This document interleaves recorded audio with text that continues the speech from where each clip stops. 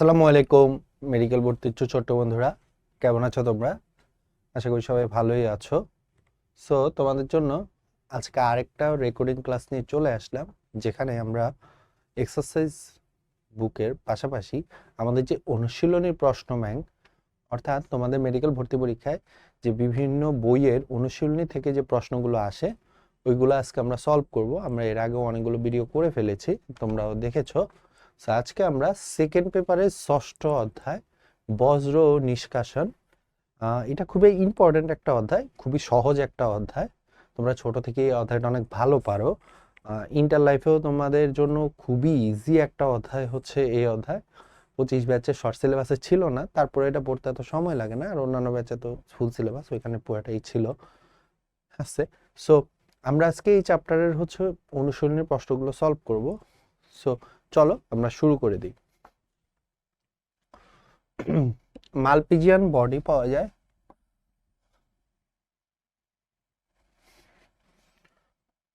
কোন অঙ্গে? So Malpighian body, আমরা এই নামটা আগে অনেকবার পড়ে আসছি। সো এটা আসলে কার সাথে কানেক্টেড? বৃক্কের সাথে কানেক্টেড। কার সাথে কানেক্টেড? বৃক্কের সাথে কানেক্টেড। তাহলে মালপিজিয়ান বডি পাওয়া যায় কোথায়? বৃক্কে। মানুষের রেচনতন্ত্রের সাহায্যে কত শতাংশ রেচন পদার্থ শোষিত হয়? আমরা জানি আমাদের দেহে দুই ধরনের রেচন অঙ্গ থাকে, প্রাইমারি, সেকেন্ডারি। সো প্রাইমারির মাধ্যমে হচ্ছে 80% রেচন বজ্র নিষ্কাশিত হয়, বাকি 20% হচ্ছে আনুষঙ্গিক বা সেকেন্ডারি রেচন অঙ্গের মাধ্যমে হয়। সেকেন্ডারি রেচন অঙ্গের মধ্যে কি আছে? ত্বক আছে, ফুসফুস আছে, ঘাম, এগুলা। আর প্রাইমারির মধ্যে কি আছে? বৃক্ক। সো মানুষের যে রেচনতন্ত্র বলতে আমরা বুঝি যা, তা হচ্ছে বেসিক্যালি আসলে বৃক্ক, তাই না? সো বৃক্ক হওয়ার কারণে তাহলে কত শতাংশ রেচন পদার্থ শোষিত হয় বৃক্কের মাধ্যমে?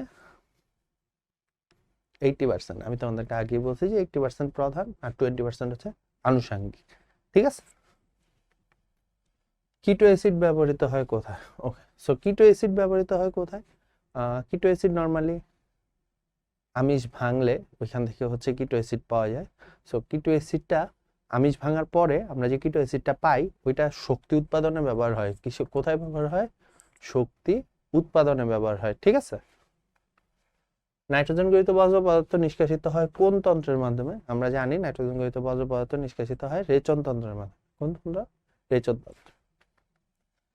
দেহের সমস্ত রক্ত শাকনের জন্য একবার বৃত্ত অতিক্রম করে কত সময়ে? আমাদের দেহে যা ব্লাড আছে, এটা খুব সুন্দর একটা প্রশ্ন।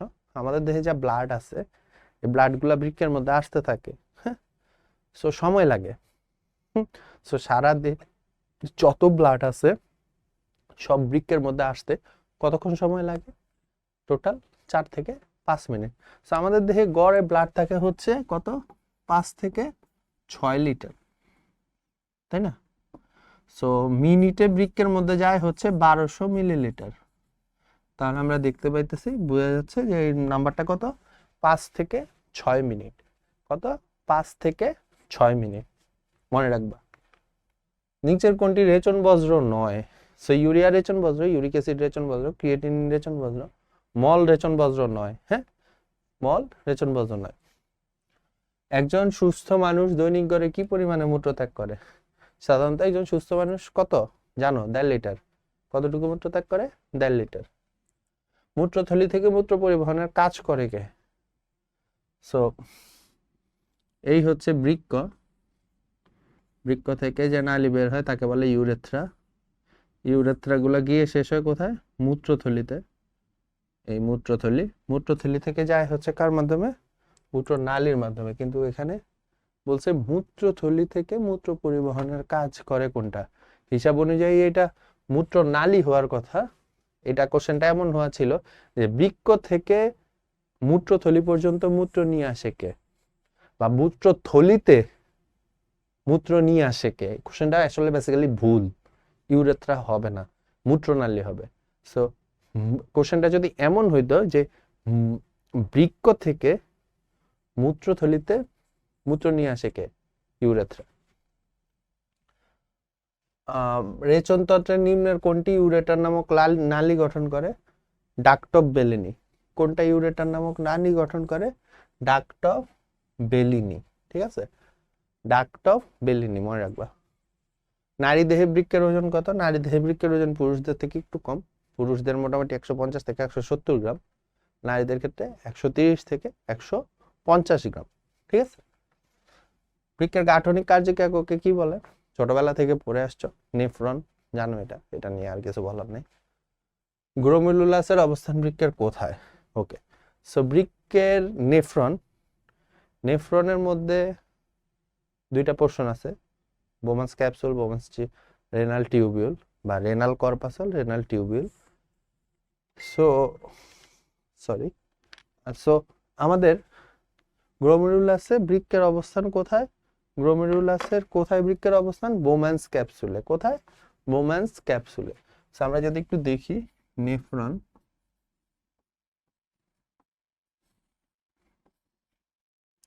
রেনাল কর্পাসল,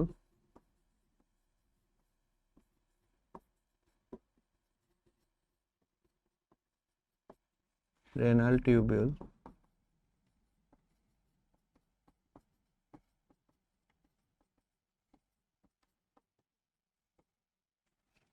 ঠিক আছে। সো এই কর্পাসলের মধ্যে থাকে আবার কে? তোমার বোম্যান্স ক্যাপসুল। ওই বোম্যান্স ক্যাপসুলের মধ্যে থাকে কে? আমার গ্লোমেরুলাস। বোম্যান্স ক্যাপসুলের মধ্যে কে থাকে? গ্লোমেরুলাস। ঠিক আছে। নেফ্রনের কোন অংশে সবচেয়ে বেশি পুনঃশোষণ হয়? আমরা জানি যে এই যে আমাদের যে গ্লোমেরুলাসে পুনঃশোষণ হয়, এটা হচ্ছে এরপরে গিয়ে এইভাবে এইভাবে এইভাবে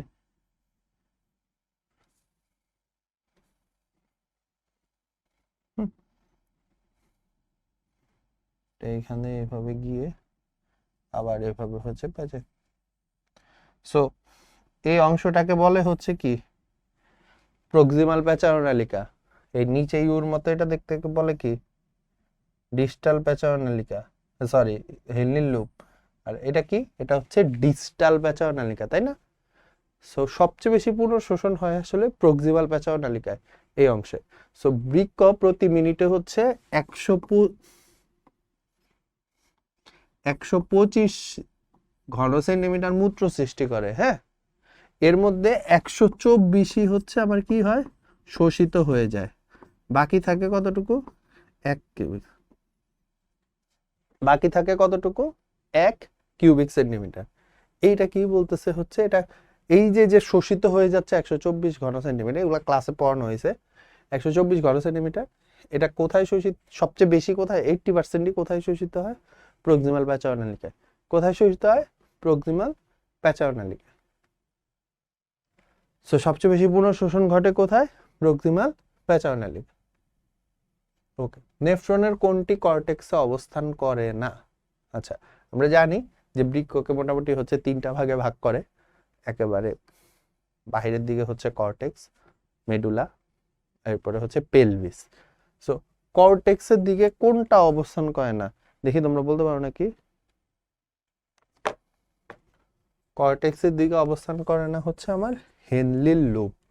কর্টেক্সের দিকে কে অবস্থান করে না? হেনলির লুপ। এটা মেইনলি মেডুলার দিকে অবস্থান করে। ঠিক আছে, তাহলে আমার বৃক্কের কর্টেক্সে কোনটা অবস্থান করে না? হেনলির লুপ। ডিস্টাল প্যাচারোনালিকা, রেনাল কর্পাসল, প্রক্সিমাল প্যাচারোনালিকা, এগুলো সব হচ্ছে কর্টেক্সে অবস্থান করে। ঠিক আছে।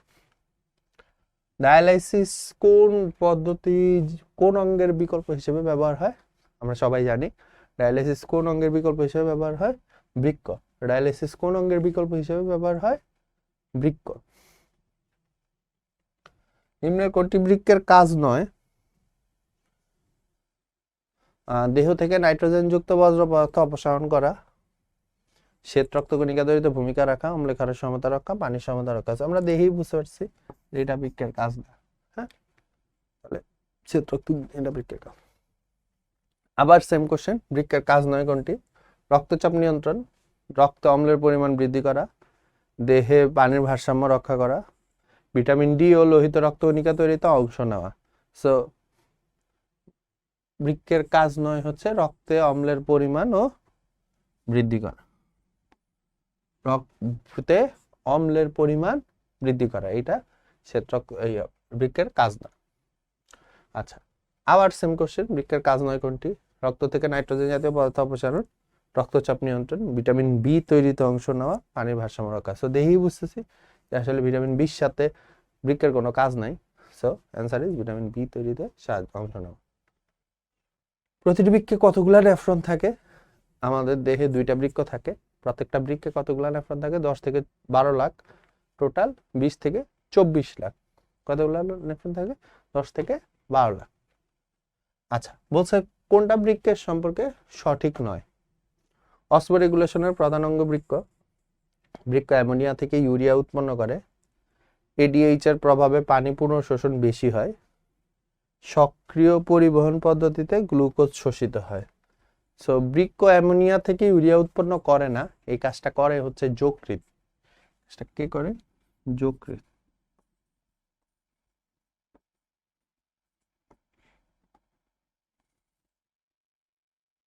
কাজটা কে করে? যকৃৎ। আচ্ছা, এরপরে কোনটি মানব দেহের রেচনতন্ত্রের জন্য সঠিক নয়? মূত্র 2টি ধাপে সৃষ্টি হয়, অতি পরিস্রাবন, সক্রিয়করণ। তারপরে হচ্ছে নাইট্রোজেন গৃহীত বর্জ্য পদার্থ হচ্ছে রেচন পদার্থ। মানুষের প্রত্যেক বৃক্কে 10 থেকে 14 লাখ 12 লাখ নেফ্রন আছে। সাধারণত মূত্রের পিএইচ কিছুটা আম্লিক।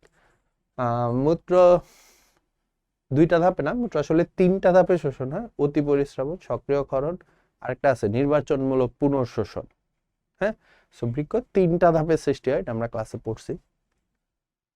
বৃক্কের অবতল অংশের ভাঁজকে কি বলে? বলো, বৃক্কের অবতল অংশের ভাঁজকে কি বলে?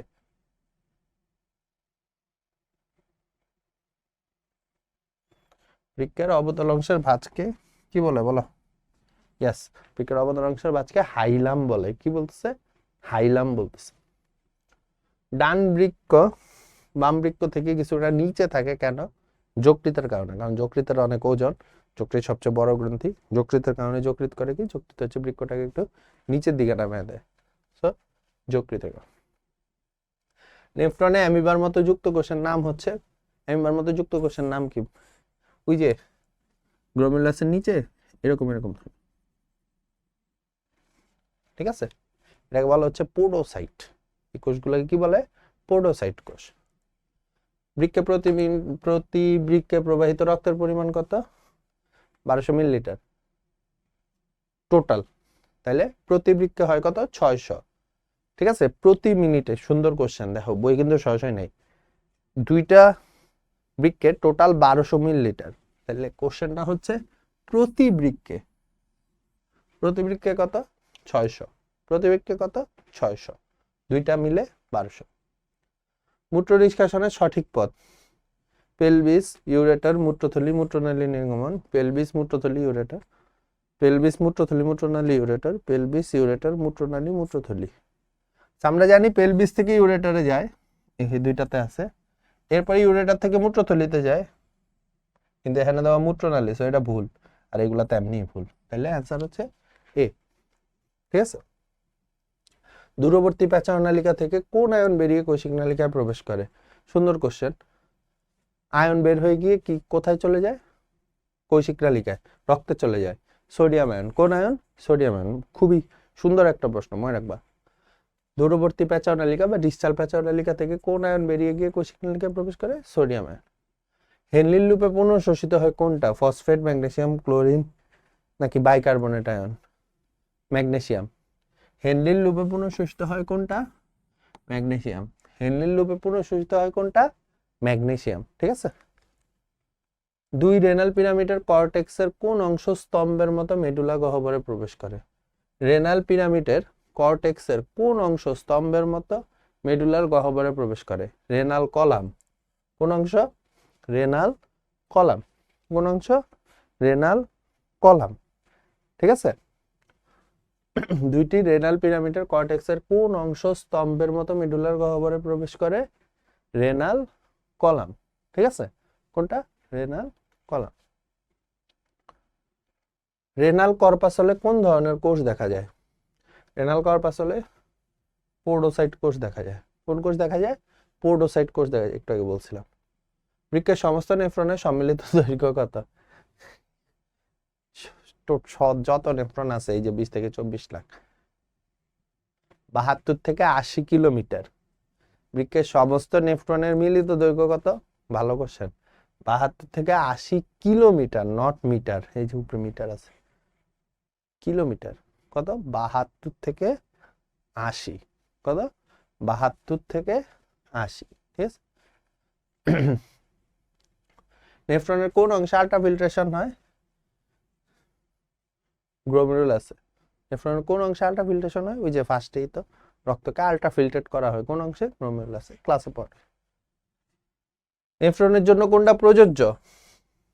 নেফ্রন মাঝে মাঝে সরল প্রক্রিয়ায় নাইট্রোজেন বজ্র পৃথক করে। ব্রুনীয় মেসোডার্ম থেকে সৃষ্টি, এক্টোডার্ম থেকে সৃষ্টি।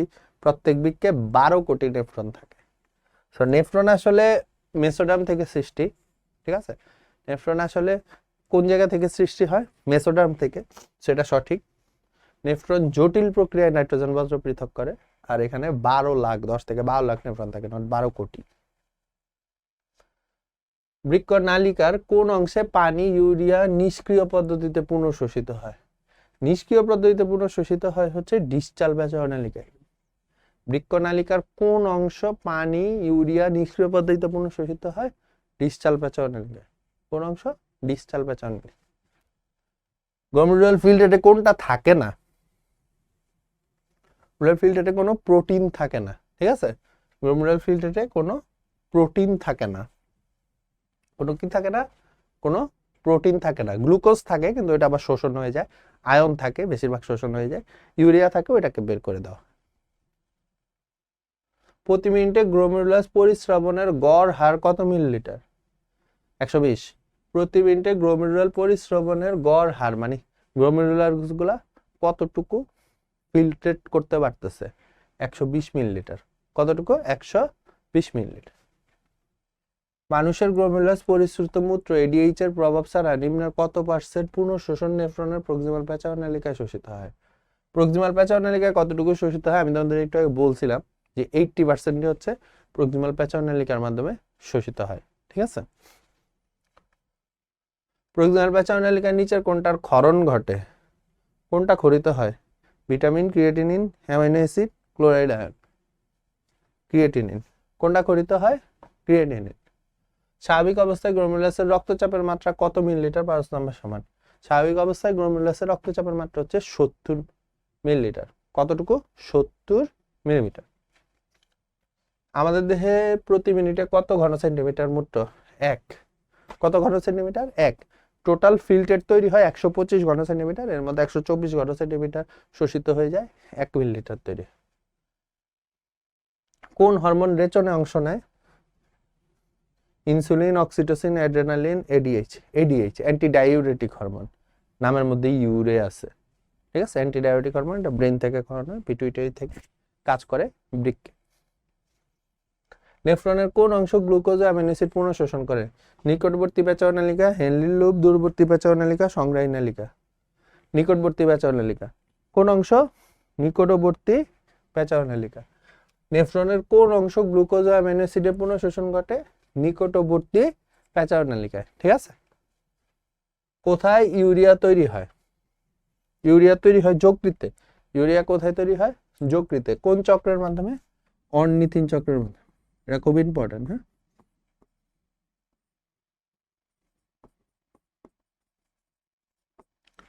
অর্নিথিন চক্রের মাধ্যমে যকৃতে ইউরিয়া তৈরি হয়, ঠিক আছে।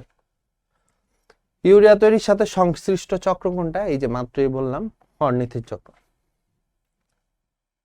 কোন জাতীয় খাদ্য বিপাকের ফলে নাইট্রোজেনাস বজ্র তৈরি হয়?